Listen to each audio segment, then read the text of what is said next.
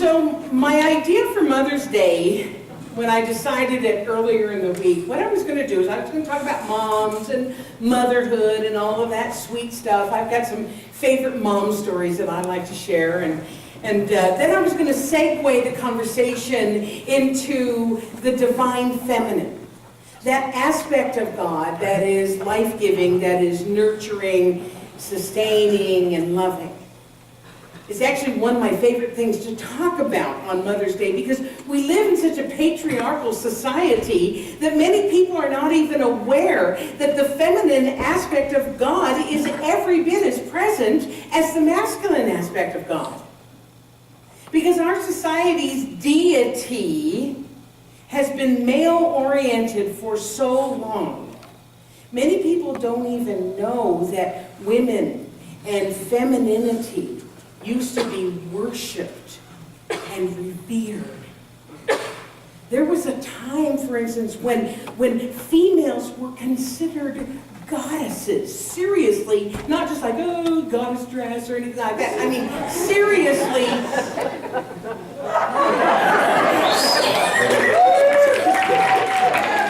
Serious goddesses. In those days, females and their ability to give birth took on sacred proportions with good reason. I mean, think about it. Before people knew about the birds and the bees, imagine what the process of birth must have seemed like. It would have been kind of like, how'd that happen? Right? The people who didn't understand anything about reproduction, the giving of birth would have seemed magical. It would have been seemed miraculous. It would have seemed divine. So as a result, a lot of these cultures, especially the earth-based cultures, the agriculture cultures, worshipped women and mothers as goddesses because they believed that a woman's life-giving ability made her as close to a deity as they could possibly comprehend. So of course women were loved, they were honored, and they were revered, and maybe just a little bit feared, if you think about it. Like, how did you do that? I want to share with you a really cool quote by Sam Keen, who is a modern-day philosopher that speaks to what I'm talking about. He says, each of the times I have been present at the birth of one of my children, I've been overwhelmed by a sense of reverence. It was quite suddenly the first day of creation, the goddess giving birth to a world. Like men since the beginning of time, I wondered, what can I ever create that will equal the magnificence of this new life? So some of the fertility goddesses that we have heard of, the aspects of the divine up there, we've got Aphrodite, that's in the left, also known as Venus. We've got Diana, we've got Gaia, we have Isis, we have Parvati, just to name a few. These were goddesses for their fertility.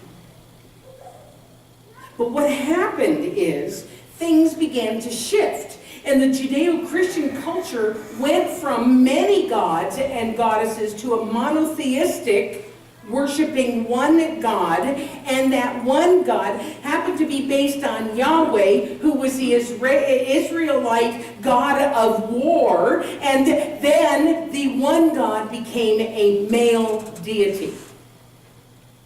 Nowadays, of course, we know that God is neither male or female. We know that, right? There's not that guy up in the sky. We know that. What we know is that God, what we speak of as God or the divine, is really that life force energy that is flowing through everything, and it has both masculine and feminine characteristics.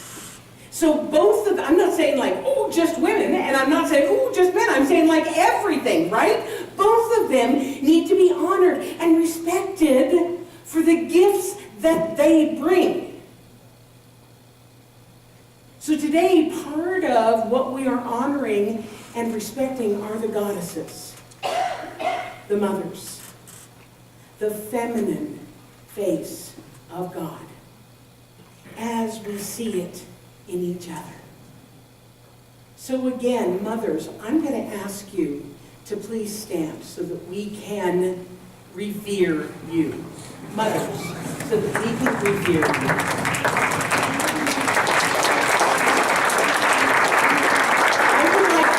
Women to please stand. I would like all women to please stand, because we are the lovers, we are the mothers, we are the nurturers. And I just want to acknowledge you. Okay, now you can sit down there, right? I found this beautiful poem written by Jackie L. Robinson. It's called The Essence of a Woman. Every woman is beautiful. She is the embodiment of the divine feminine, a goddess in human form. A warmth emanates from deep within her being, seeking out those who need most, the heat of compassion, nurturing, and love. A call comes to her from the cosmos to remember who she is, to honor the sacredness of her spirit. She is unto herself, yet deeply connected to the ancient sacred energies of this earth and the cosmos. She stands strong throughout the course of time, even as history sought to bring her down. She is strong, courageous, and willing to stand firm in the beliefs of her hearts. So ladies, as you go through this week, as you go through this day, this year, this lifetime, honor and appreciate who you are. You are goddesses in human form. So, earlier in the week, I chose this title. I thought it was so clever, Moms and Other Saints. And like I said, I was going to tell some stories, I was going to talk about the divine feminine, I was going to maybe bring in a few lady saints. And then what I was going to do was open the floor up to any of you who wanted to share a story about your mom or about motherhood or something like that. Some sort of mother figure in your life. And I thought, that was going to make a nice Mother's Day thing, right? And I decided that today was going to be about feeling. It's going to be less about learning, actually giving a lesson, and more about having the experience of honoring the feminine aspect of God. So that was my intention at the beginning of the week. And then the horrific events happening in Fort McMurray happened. And it felt to me like the "and other saints" aspect of my talk took on a whole new meaning. If you're like me, you were glued to your TV, your computer screen, you were glued to the radio as the news broke about the fire had shifted and it was threatening the city. We had several people who were in class on Tuesday night, and they were torn between paying attention to the lesson and looking for updates of their loved ones who were up there. And at the end of class, we stood in a giant circle, because it's a big class. We can hardly fit to make a circle, but we did. And we held hands and we gave blessings. And we did spiritual mind treatment. We did affirmative prayer for the safety of everybody concerned. We expressed gratitude to the firefighters who were up there and who were overseeing this massive evacuation. And everybody's heart was heavy. And then the next morning we found out that 88,000 people had been evacuated and 1,600 structures had been destroyed. And by Wednesday morning, the photos and the videos on the news and social media, and our hearts broke. As I said on Facebook that day, if you don't believe in collective consciousness, if you don't believe in this group think of this connection that we all have, you aren't paying attention. Because even down here in Calgary, some 750 kilometers away, the grief and the sorrow was palpable. We felt it. The air was heavy with grief. Because even if you don't know somebody from Fort McMurray, you know somebody who knows somebody. Everybody has been affected by this.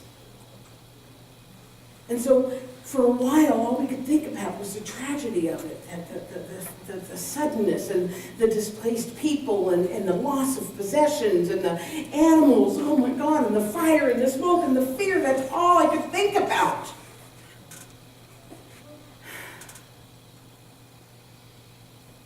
And then, along with the stories and the pictures of the destruction, we started getting a few stories about people helping people during the evacuation, giving rides and helping find pets and calming fears. We started hearing about the saints in the trenches, so to speak. So I looked up some of the synonyms for the word saint. Good person, angel, good example, hero, model, paragon, worthy. So see if any of these people I'm about to mention fit this description. How about the first responders who fought back the flames so that people could get out of town, who tried to save as many structures as they could, who were there to help the animals and direct the traffic under very scary, very uncertain conditions? What about the people who worked in the camps all night doing their job and then turned around and helped to get things ready for the evacuees who had to go north? I heard one story about a helicopter pilot who continued to go on his mission and do what he was supposed to do, even though he didn't know whether or not his house was still standing. That was the work of saints who were in the belly of the beast, and they were doing what they were supposed to be doing, what needed to be done, simply because it was the right thing to do. And then we started hearing stories about other saints who were outside of the hot zone, who sprang into action after hearing about what was happening. We had the other camp workers who were off. They were on their days off, right? Who flew into the city to help. Well, 88,000 people were fleeing. People, this was the one, oh man, so many of these stories got to me. The people from as far away as here in Calgary who filled up their trucks with water and gasoline and hygiene products and diapers and drove to where the people were stranded on the roads. The Syrian refugees who'd only been here in Canada a few months, some donating as little as $5 because they had lived it. They'd seen the fires, they had experienced the destruction, and they felt like it was important to them to be able to return the favor that they had received not too long ago. The same, I thought this was also interesting, the same with the citizens of Lac Megantic. How'd I do, Suzanne? I emailed Suzanne, I said, how is this pronounced? Lac Megantic. Yeah? All right, yeah. So they had their own disaster 3 years ago, kind of at the same time our flood was happening, right? When a train revealed in their city, or derailed in their city, and there was loss of life, and there was horrific fires, and they spent the day collecting for the Red Cross to be used for those who were affected by this fire here. First Nations people who stepped up with food and shelter and gasoline and help finding people. I mean, when you're evacuating 88,000 people, you don't know where your loved ones might be. You don't know what's going on. It was hell. Except people stepped up to help. Taxi drivers in Edmonton who gave free taxi rides to anybody who needed it to get around town because they didn't have transportation. Airlines like WestJet, who provided transportation out of the affected areas, including pets. There were these great pictures of people on the WestJet flights with their dogs. Sports teams, figures, making large donations.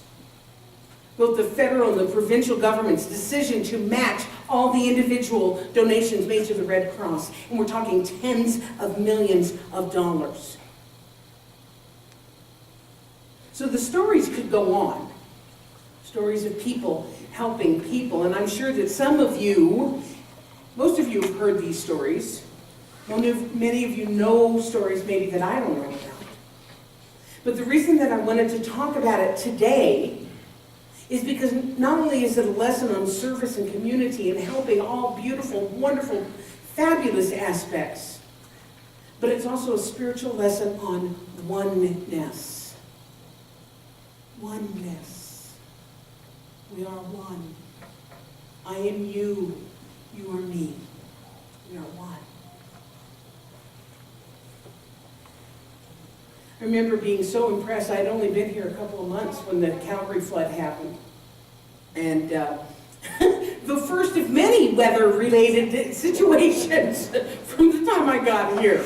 But being so impressed that not only just the people of Calgary, but of Alberta and all of Canada really, really stepped up in ways to help the victims. And it illustrated then, just as it's illustrated to me again, that we are all one. Because that's one of the basic spiritual truths of life, that we're connected to each other. And so when we give, we are also receiving. It's the law of reciprocity, as Ernest Holmes puts it. He had this to say. He said, when we love humanity, we are loving God in and through others. So that when we selflessly help and give to people who are facing uncertainty and fear, we are acting as emissaries of the divine givingness of spirit. We are being God in action. We're not just talking about it. We're not just preaching about it. We're not just thinking about it. We are being God in action. I was looking for saints. You know, we don't have saints. We're all saints, right? But I did find this quote that I love from St. Augustine. He wrote, "What does love look like? It has the hands to help others. It has the feet to hasten to the poor and needy. It has eyes to see misery and want. It has the ears to hear the sighs of and sorrows of men." That is what love looks like.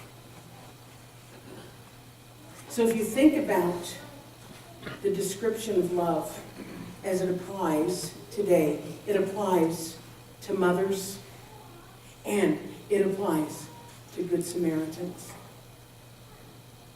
So God bless them all. I want to close with a poem that somebody posted on Facebook this week. Facebook is a wonderful resource. I'm sorry. Somebody put this, and I immediately copied and pasted it and saved it for today. It's a poem written by Lisa Rufiang.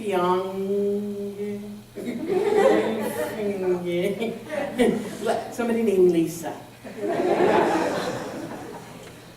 And I hope that I will get through it without getting a tear.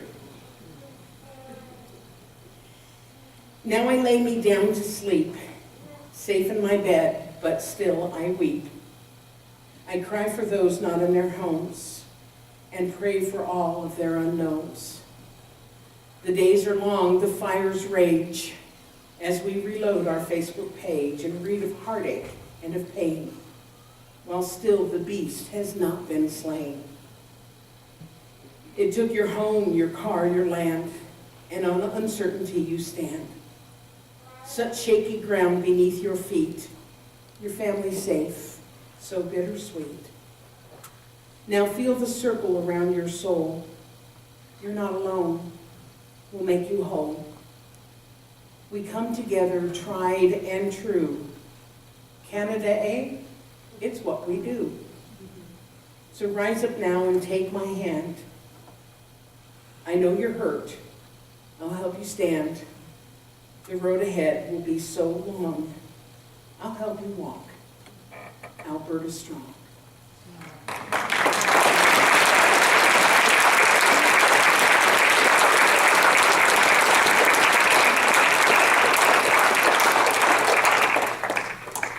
So let's go within, shall we? Let's go to that place within that knows no loss, that knows no fear, knows no destruction. That pure place within, that place of the divine that indwells each and every one of us. That perfect space.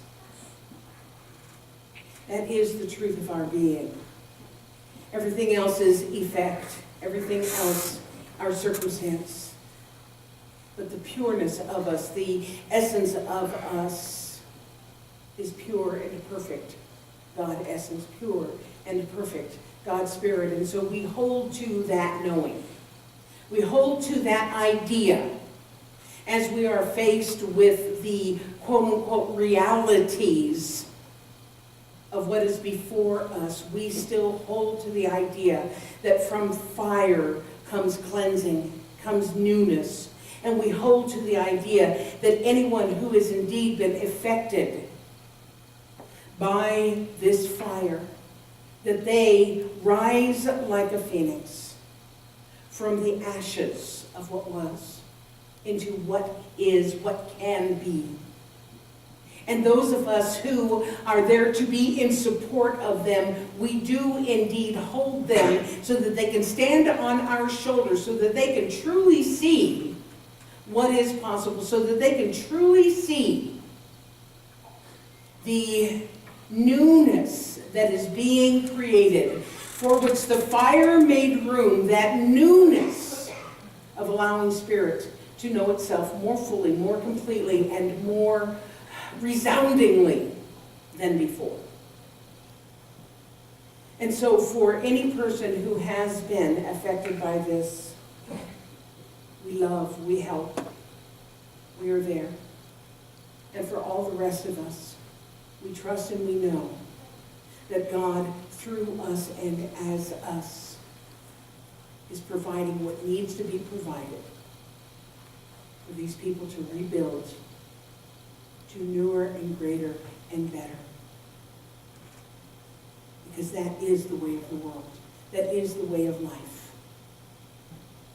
And so I give thanks for this truth. I know that this is true. And let it be so. As together we affirm. And so